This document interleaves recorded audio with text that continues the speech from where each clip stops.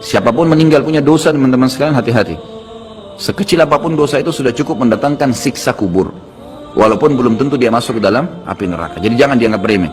Makanya kisah yang masyhur berhubungan dengan masalah ini adalah kisah Utsman bin Affan radhiyallahu anhu yang pernah menziarahi kuburan lalu terisak-isak menangis seperti anak kecil.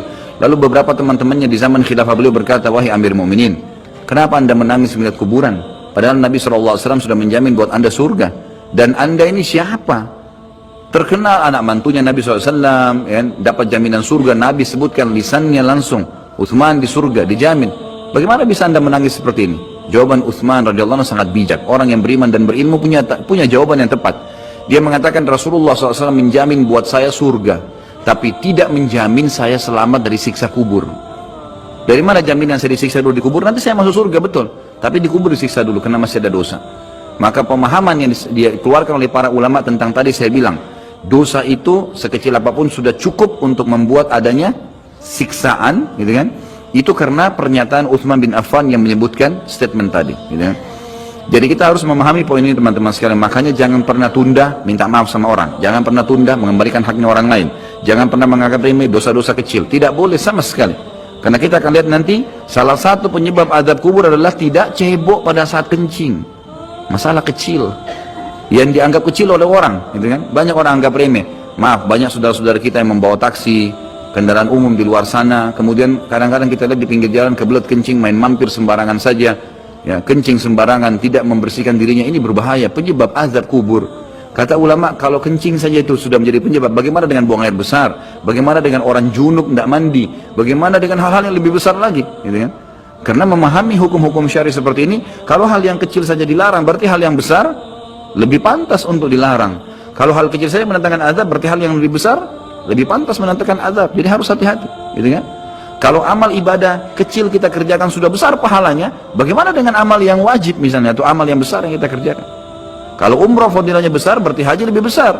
Kalau sholat sunnah besar, tahajud, maka sholat 5 waktu lebih besar pahalanya, dan seterusnya.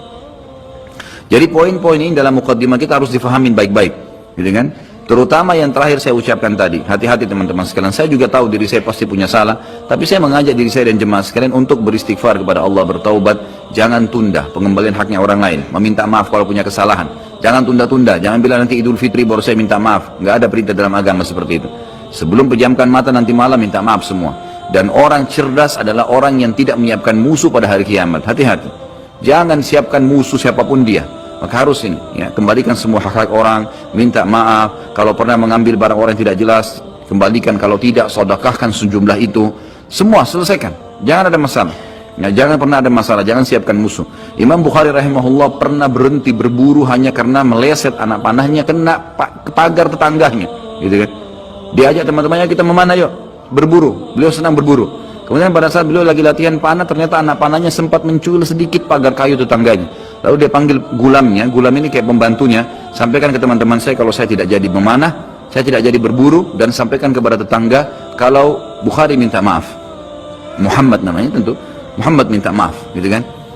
Sampaikan dan siap mengganti pagar yang rusak itu. Begitu pembantunya Imam Bukhari datang ke tetangga tersebut lalu berkata, ya, Syekh Imam Bukhari menyampaikan maaf karena pagar anda tercuil, diperlihatkan. Lalu tetangganya tersenyum dan berkata, jangankan pagar saya, rumah saya semua buat Imam Bukhari. Saya tidak perhitungan dengan masalah itu.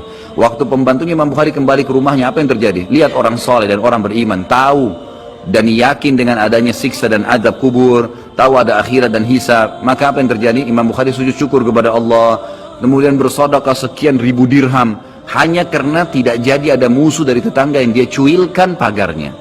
Coba teman-teman, berapa banyak sendal yang ngantung injak? Hah? Berapa banyak air yang kepercik kena orang lain? Berapa banyak ini, berapa banyak itu? Berapa banyak yang kita anggap remeh mengambil karena teman punya dan seterusnya. Ini hati-hati, jangan siapkan musuh hari kiamat. Azab kubur datang kepada siapapun yang masih punya dosa. Dan dosa ada hubungannya dengan Allah subhanahu wa ta'ala, ada hubungannya dengan makhluk. Kalau berhubungan dengan Allah azza wa jalla, kita bertaubat kepada Allah. Allah maha pemurah, dia akan terima taubat hamba-hambanya asal ikhlas. Tapi dengan makhluk nggak bisa, mencuri, menggunjing, memfitnah, ya, mengambil, memakan, ya, merusak namanya orang lain, ini nggak boleh. Ini harus selain taubat kepada Allah, meminta maaf kepada orangnya. Nah, ini tidak boleh ditunda ini. Nggak ada gengsi di sini.